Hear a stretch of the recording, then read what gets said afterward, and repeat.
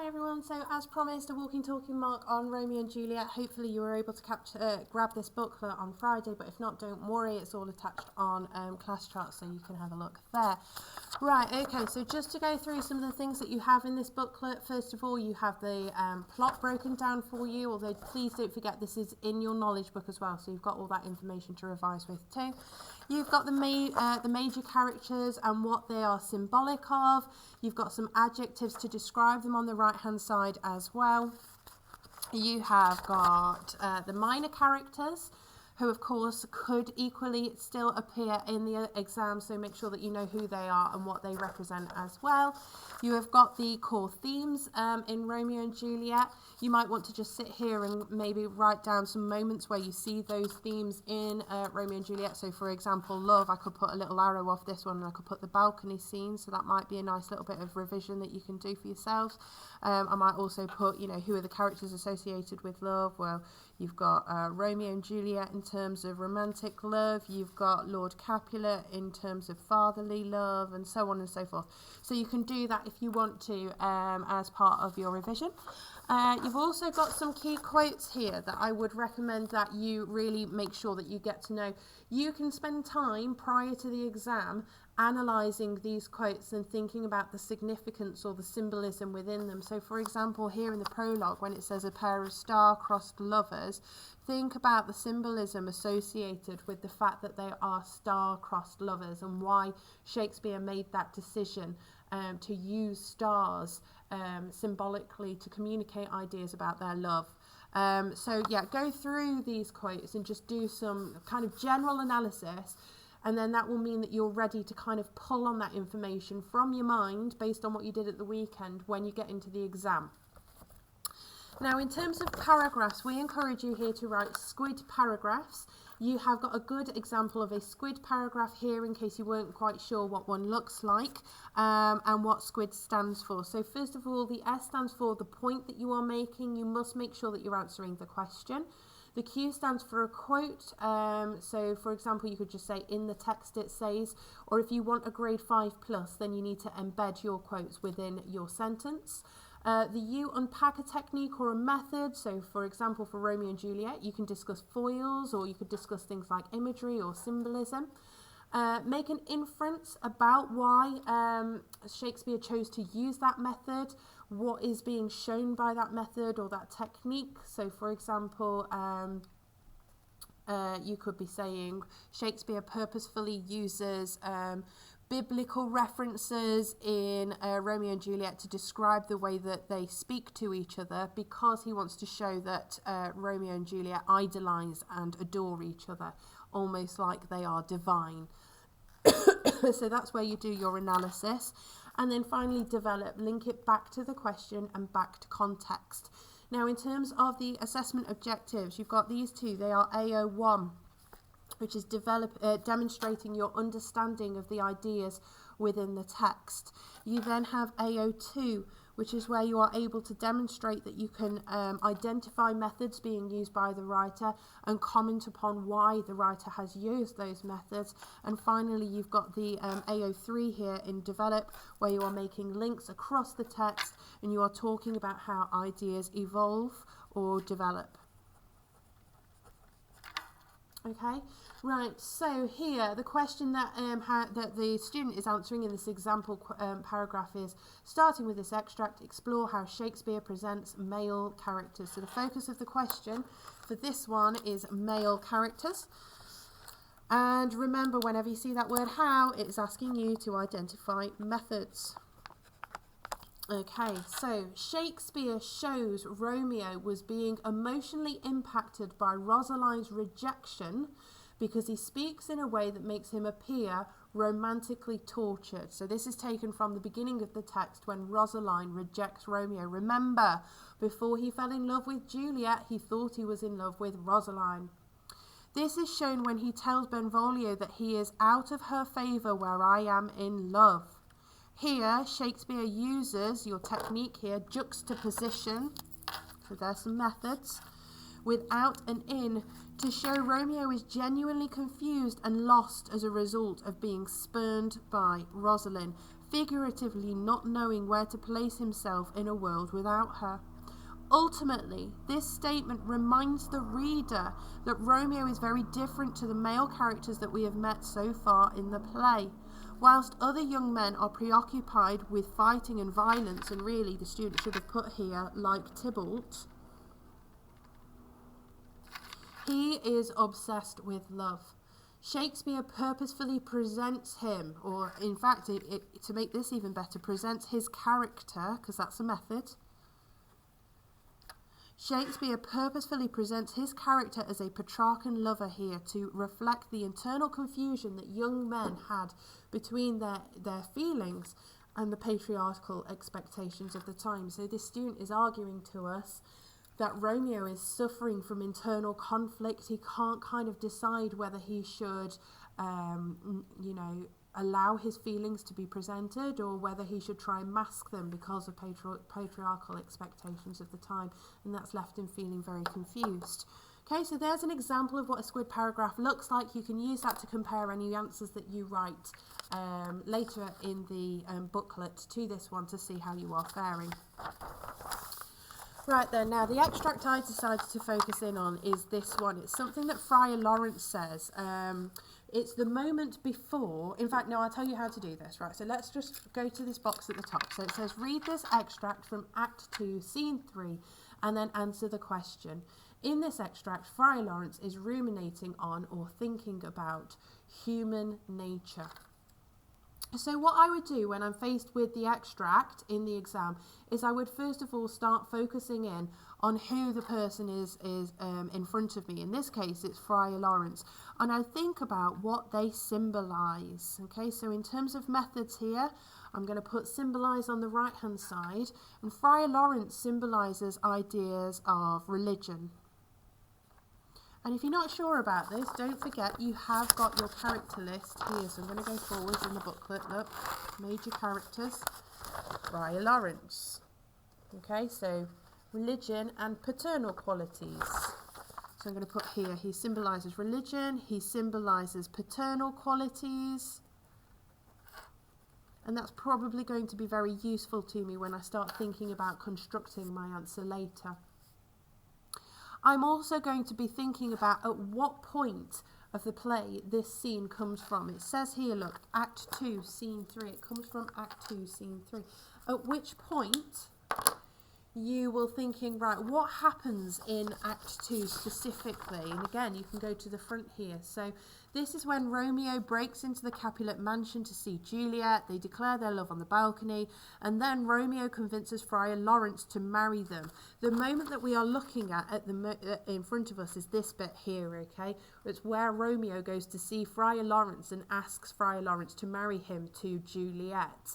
So the friar is stood kind of looking at some flowers before Romeo arrives, and he's being very philosophical about what flowers show us about life. And then Romeo rocks up and says, "Hi, will you marry me to Juliet?"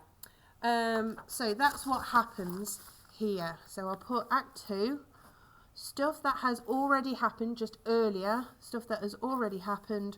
Romeo and Juliet have met. Balcony scene. And I know that after Romeo comes to see him, that the friar agrees to marry them. Okay, so that's what comes before. This is what comes after. This is me just anchoring myself in the text so I know what's going on. Other things that I would do in the exam before I read the extract is just to have a bit of a brain dump. You'll be feeling very, very nervous and anxious, and it will help you just to kind of sit down and write down everything you want to mention in your assessment onto the page, so it's there ready for you to tick it off, ready to go. Things I want to remind myself of before I start reading through the extract are the fact that this is a tragedy, the fact that Romeo is a Petrarchan lover. I know that I should also probably mention the hamartia, or fatal flaw, or tragic flaw, however you've been taught it by your teacher. fatal flaw. Remember, that is the quality, the personality kind of trait that leads to the death of the main character. So, for example, Romeo's hamartia is that he is impulsive. His impulsive actions lead to his death. Juliet's hamartia, or fatal flaw, or tragic flaw, is that she is too loyal to Romeo, and that is what ultimately contributes to her death. Okay, so I know that I want to mention these things in there as well. I know that there are examples of bawdy humour in here, in Romeo and Juliet. I know that this is a patriarchal society, and that's probably going to be important to me. I know that I'm going to have to talk about family or filial responsibilities in this extract. The fact that women were expected to be obedient and submissive. Okay, so I've got here like just a bit of a brain dump of all the stuff I know that I want to talk about before I even start looking at the extract, and it just grounds you. It just makes you feel a little bit more confident and a little bit more in control. Right, okay, so if you have a look then at the focus of the question, in fact, if you turn to the next page, we can annotate the question before we go to the extract. Starting with this moment in the play, explore how Shakespeare presents ideas about conflict. So the focus of the question here is conflict. Write about how Shakespeare presents conflict in this extract, and because you've got the extract in front of you, you can do absolutely loads of analysis of the methods. It's there for you to work with, and then talk about how Shakespeare presents conflict in the play as a whole. You have to make links to the end of the play in order to be able to get out of level 2. Okay, so please make sure that you do make those links to the end of the play. Don't forget as well that you are also being assessed on your spelling and grammar for this question, not A Christmas Carol, only for this question. Make sure you are capitalizing the names of characters. Make sure you are using full stops and commas effectively, and that your writing is grammatically accurate.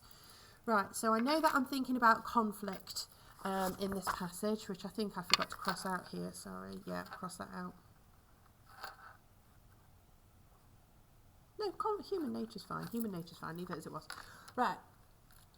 So, Friar Lawrence. The grey-eyed morn smiles on the frowning night, checkering the eastern clouds with streaks of light, and fleckles darkness like a drunkard reels from fourth day's path and Titan's burning wheels. Right, what am I noticing that he's doing here? Well, I have noticed this idea of conflict coming through already. He's making references to opposing things. Night contrasts with light.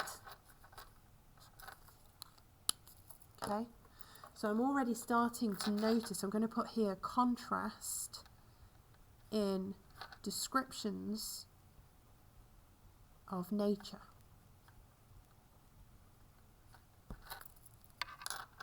Now ere the sun advance his burning eye, the day to cheer and night's dank dew to dry, I must upfill this osier cage of ours with baleful weeds and precious juiced flowers.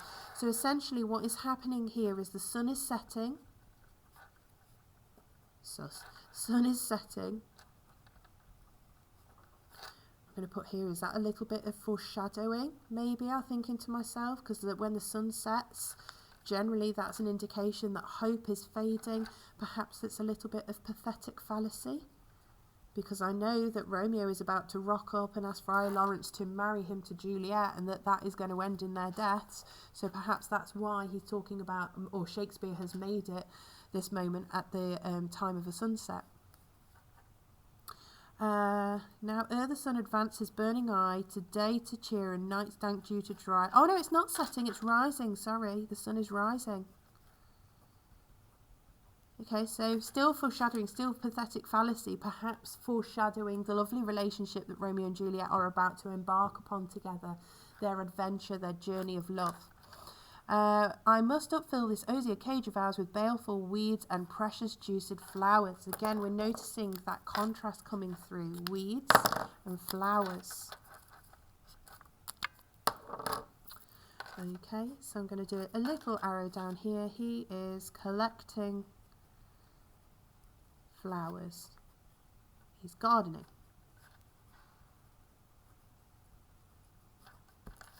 The earth that nature's mother is her tomb. What is her burying grave?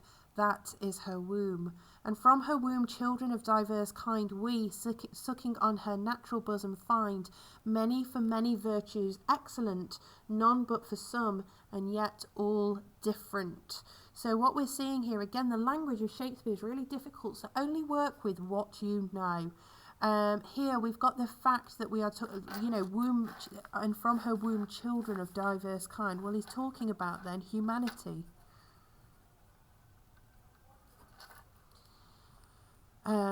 Many for many virtues excellent, none but for some, and yet all different. Okay, virtues are good things in your life. If, for example, your patience might be a virtue, kindness is a virtue. These are all positive qualities. I'm still not sure what this extract is telling me. I'm just working it out as I go along. None but for some, and yet all different. Oh, mickle is the powerful grace that lies in plants, herbs, stones, and their true qualities. For naught so vile that on the earth doth live, but to the earth some special good doth give. Now, this is interesting in terms of what the friar's beliefs are about humankind. He says there is nothing so evil on the earth that doesn't in some way imbue the earth with goodness. So I'm going to put here, nothing so evil in life that it doesn't have some manner of positive effect. So think about, I'll give you an example of this. Think about coronavirus. You know, it was a terrible time, really dark, sad, scary time. But out of coronavirus, we had people coming together to celebrate the NHS and clapping each night and hitting pans and pops to say thank you. We had people reaching out with food parcels and travelling around, making sure the most vulnerable had what they needed in order to cope with lockdown. Okay, so even when there are evil things taking place in life, goodness can come out of that evil. Think about, for example, A Christmas Carol is a great example of this.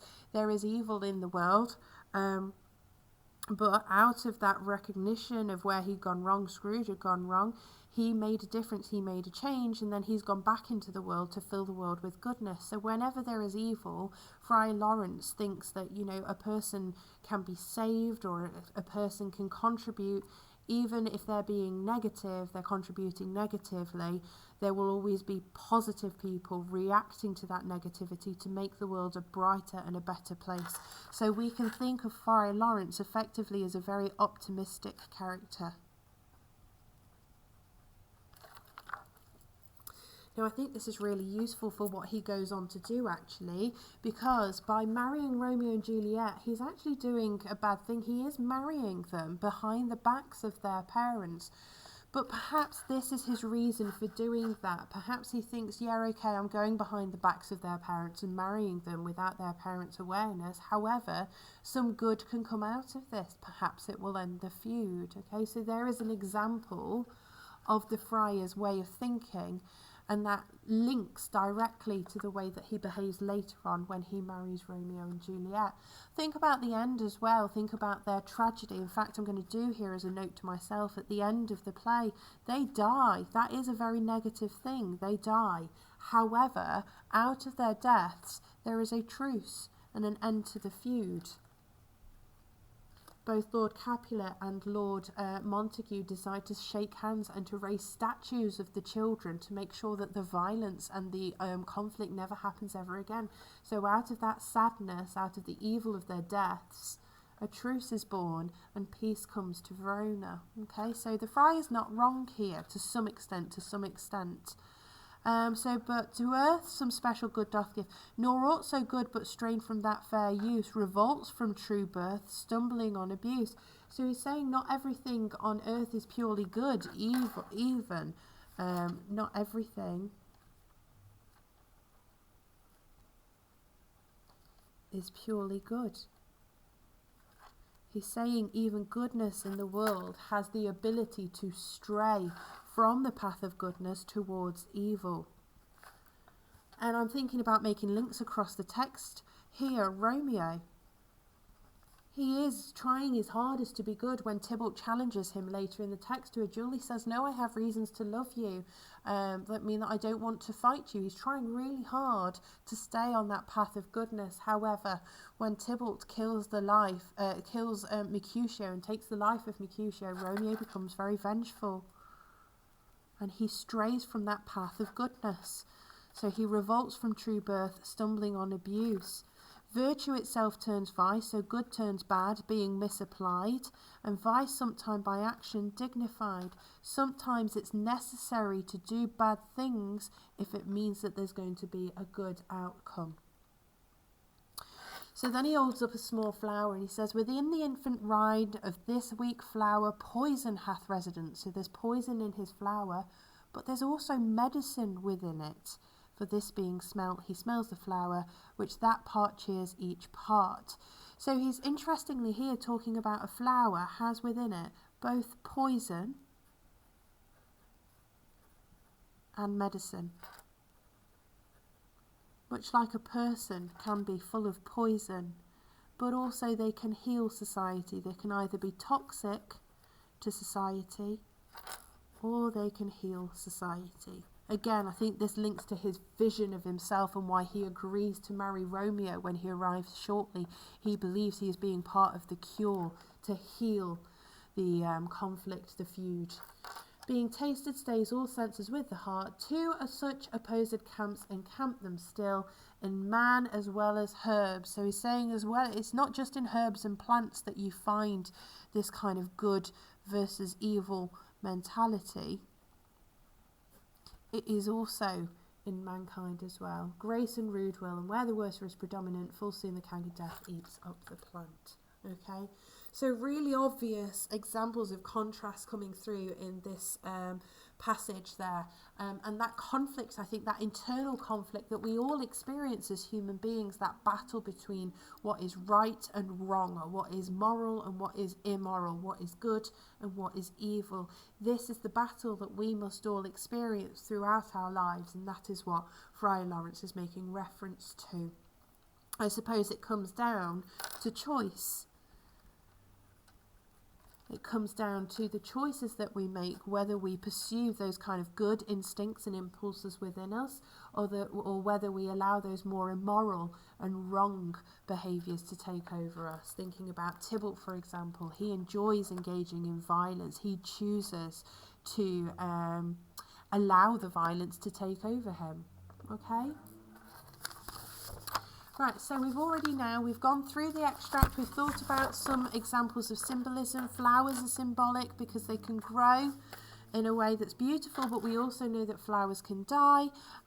We have looked at the juxtaposition of ideas, the contrast, night and light, weeds and flowers.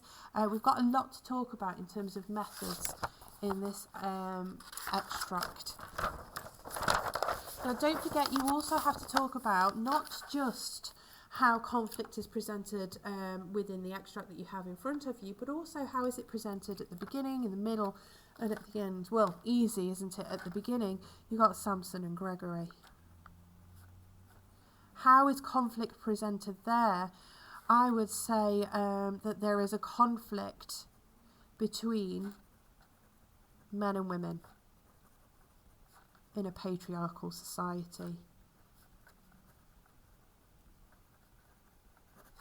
Think about the way that they speak of women, the way they objectify women in such a cruel way. How is conflict presented in the middle? Easy one for that one. Tybalt is what we're going to talk about there. Tybalt and Mercutio and Romeo. And remember, you can do this in the exam. You can draw your little roadmap, bits that you want to talk about. Here, I'm just going to kind of write down some of the things that I hope that I think I should mention when I'm writing. I know that pathetic fallacy is really important in this scene with Tybalt and Mercutio and Romeo, and when the death occurs, the Benvolio, says the day is hot. Okay, so tension is high. Think about on a hot day at school, everybody's kind of tense and on edge and ready to kind of go into fisticuffs, and that's what's going on here. The day is hot, everybody is uncomfortable, and then when Tybalt encounters Mercutio and Romeo and Benvolio, it all kicks off because they're all feeling really rather on edge by the heat. How is conflict presented at the end? Well, death. It's easy for Romeo and Juliet. But importantly, not just that, I'm going to say resolved. It is resolved between the Montagues and the Capulets. I'm going to remember that final line in the play because it's important for me to talk about it. All are punished from the prince. Basically him saying, well, I told you so, you made your bed, lie in it. I warned you this was going to happen. We've all lost somebody. He's a bit cross as well. It's like, you've both lost your children. I have lost my family member as well through Paris being killed. Mercutio has been killed. We've all lost from the origins of conflict, from your feud. So, you know, let's learn our lesson now and move towards making a more peaceful society. Where does the extract start? Probably around here. The extract that we've just looked at. Okay. Right, so I'm going to show you how to write a paragraph here. I'm going to start off by saying you must write a thesis wherever you can, guys. Try and look at the text from different angles. Can conflict, actually interestingly linking to Friar Lawrence's comments here, can conflict be viewed in a good way? I would argue yes, because it leads to peace. It leads to people recognising that cooperation with each other, dialogue with each other when we have an issue, all of those sorts of positive behaviours are important to making a very peaceful and happy society. So make sure that you write a thesis that talks about the negativity of conflict, but also how Shakespeare explores the kind of the positive outcomes of conflict as well. But I'm not going to write a thesis here. I'm just going to demonstrate to you my opening paragraph. So in this extract,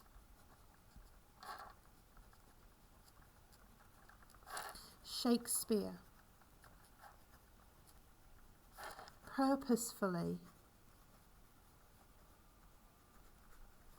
uses the character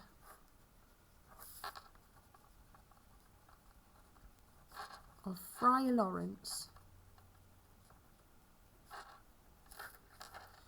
to present ideas about conflict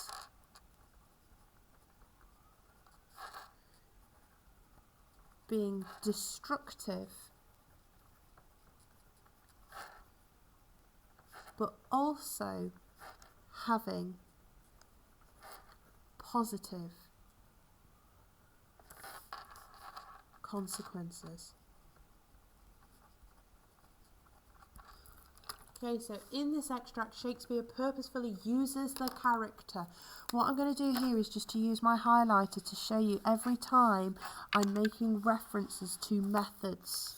Uses the character is AO2.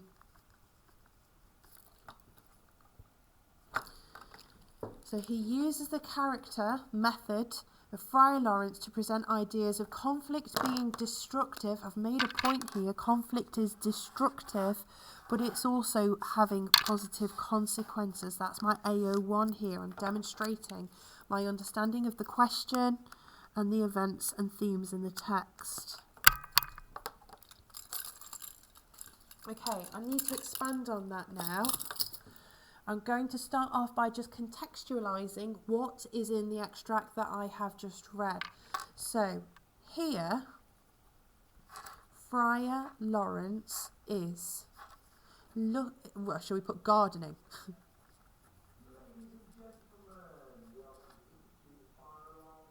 Oh, there's a fire alarm drill going off. Right, sorry, you might just need to bear with me for the fire alarm, but hopefully it's not too loud. So here, Friar Lawrence is gardening, and as he does so, he is thinking about human nature.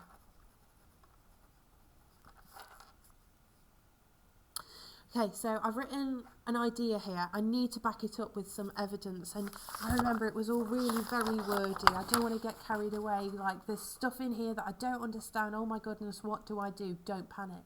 Just go for one quote that you think captures what you're trying to say. Here, within the infant rind of this weak flower, poison hath residence and medicine power. So I'm going to put here, this is shown when he discusses flowers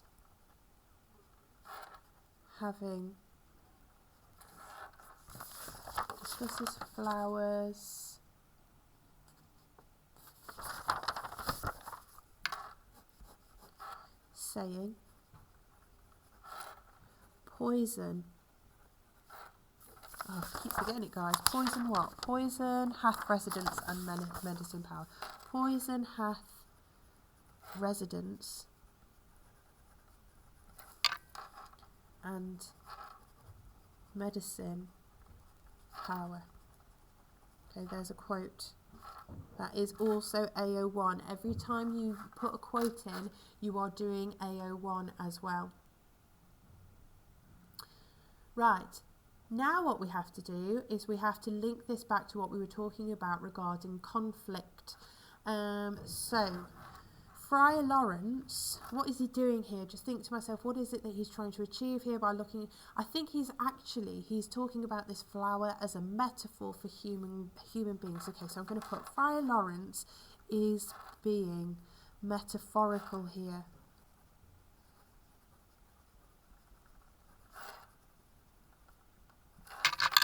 He is thinking about the internal conflict that we, whoops,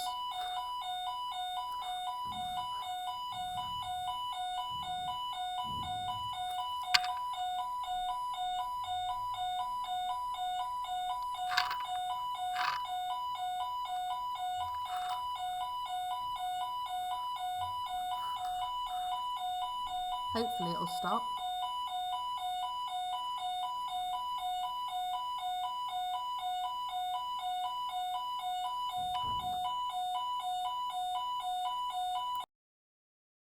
Sorry about that, guys.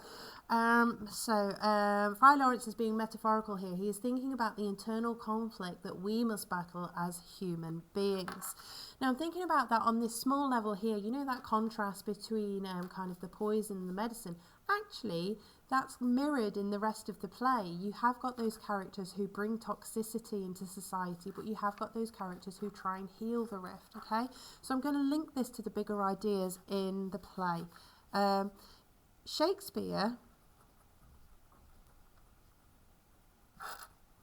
uses this contrast throughout the play to show how some people give in to their vices, such as Tybalt,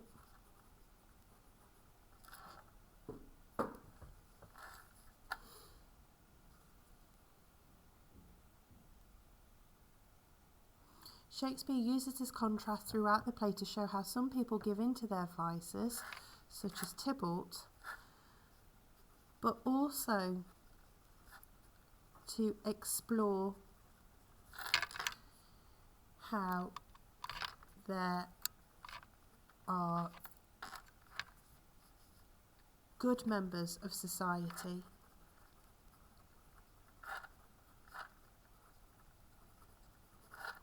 who always seek to be virtuous, meaning to do the right thing.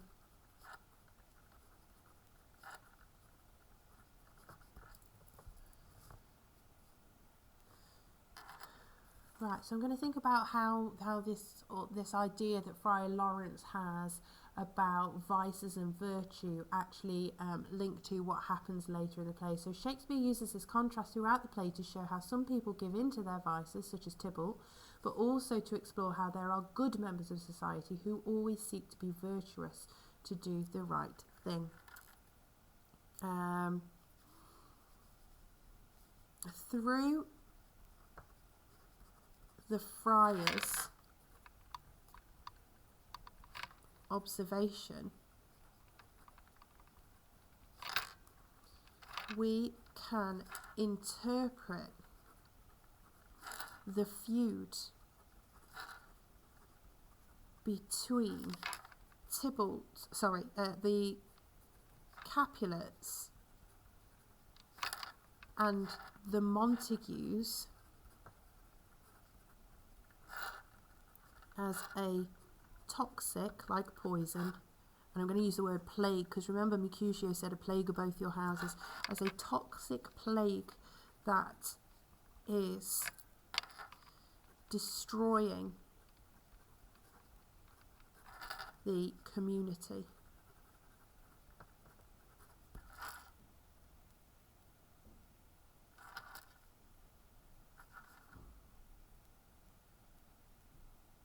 This would mean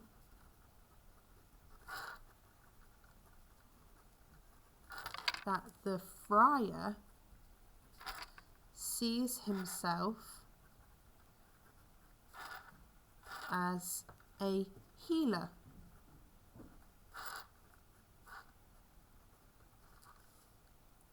Of the feud.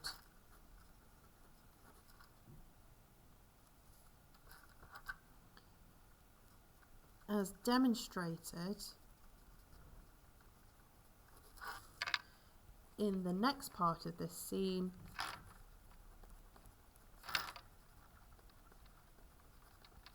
when Romeo arrives asking to be married to Juliet.